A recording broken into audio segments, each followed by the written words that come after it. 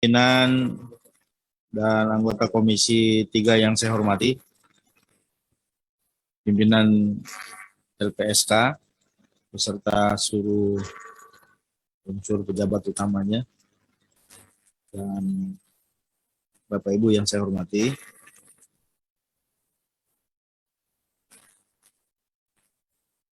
Saya sedikit, ya mudah-mudahan ada korelasinya dengan LPSK yang ada di Indonesia. Jadi bahwa perlindungan saksi itu di Amerika itu dimulai tahun 60 sekian, 70 sekian, di mana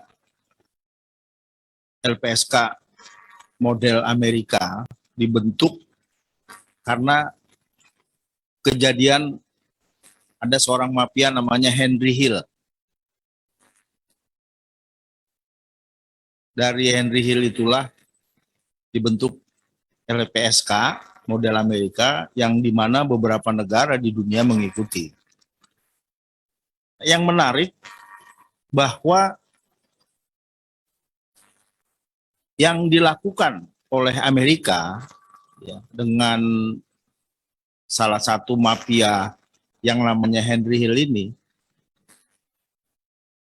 itu berhasil Pak mengungkap 50 anggota mafia kejahatan di Amerika yang tertangkap dengan adanya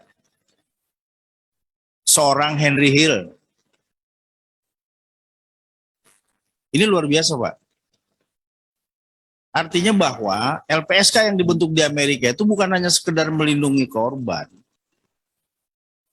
melindungi saksi, tapi juga ada runtutannya agar kejahatan-kejahatan yang dilakukan oleh masyarakat, terutama yang berhubungan dengan sindikat, dengan mafia, dan saya yakin di Indonesia juga ada. Ya modelnya mungkin tidak seperti di Amerika, kekerasannya bisa membunuh dan lain sebagainya. Karena seorang Henry Hill itu dilindungi sampai 8 tahun, Pak. Kenapa? Karena kawan-kawannya itu yang terindikasi memiliki informasi atas kejahatan yang dilakukan oleh kelompok mereka, itu 13 orang dibunuh. Jadi yang tahu informasi kejahatan yang dilakukan oleh mafia, di mana Henry Hill ada di dalamnya, itu 13 orang. Tapi keberhasilan yang dilakukan oleh pemerintah Amerika Serikat atas adanya perlindungan saksi korban itu sampai 50 orang tertangkap. Nah, saya melihatnya di Indonesia ini melalui LPSK belum ada upaya seperti itu. Jadi kalau bisa memang ada gebrakan yang dilakukan oleh LPSK. Tadi rekan saya menyebut ya, Saudara Habibur Rahman, bahwa nanti akan menjadi role model justice system supaya LPSK ada di dalamnya.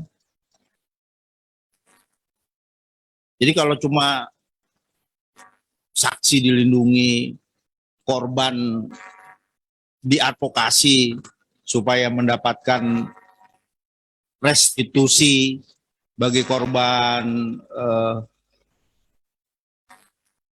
hak asasi manusia, ya, dan korban-korban yang lainnya, menurut saya itu bukan prestasi bagi LPSK.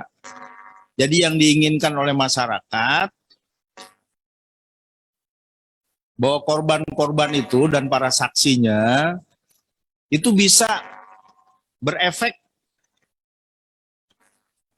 menghasilkan ya para mafia, para sindikat yang melakukan kejahatan di Indonesia itu terungkap. Di kita kan banyak. Ada yang namanya mafia tanah. Sampai saat ini kan kita belum pernah tahu tuh prestasi yang dilakukan oleh LPSK terhadap korban mafia tanah. Kemudian ada urutannya, akhirnya para mafia tanah ini terungkap. Itu baru mafia tanah, belum lagi ada lagi mafia di illegal logging, illegal fishing, illegal mining. Ada lagi juga sindikat prostitusi. Karena soal tindakan kekerasan seksual itu bukan hanya dilakukan oleh individu, tapi yang gunung es ini, Pak, itu adalah prostitusi yang dilakukan oleh para sindikat, di mana korban-korbannya juga sangat banyak. Yang tadi saya sebutkan seperti gunung es, kelihatan kecil di atas. Yang konkretnya ini apa? Abstrak banget. Jadi yang konkretnya bahwa harus ada upaya yang sistematis dari LPSK agar para saksi dan korban itu juga bisa menyampaikan tentang kejahatan-kejahatan yang dilakukan oleh sindikat atau mafia yang ada di Indonesia ini. Ini yang paling penting, sehingga terbongkar. Saya lihat di halaman 80 disebut soal narkotika saja susah. Karena ada aturan-aturan yang membuat akhirnya LPSK tidak bisa masuk ya secara sistematis untuk mengurai ini. Padahal korbannya sangat banyak seperti yang tadi disampaikan oleh Pak Hinca. Pak Santoso, waktunya. Ya, jadi intinya seperti itu, Pak. Jadi jangan hanya personal, individu saja.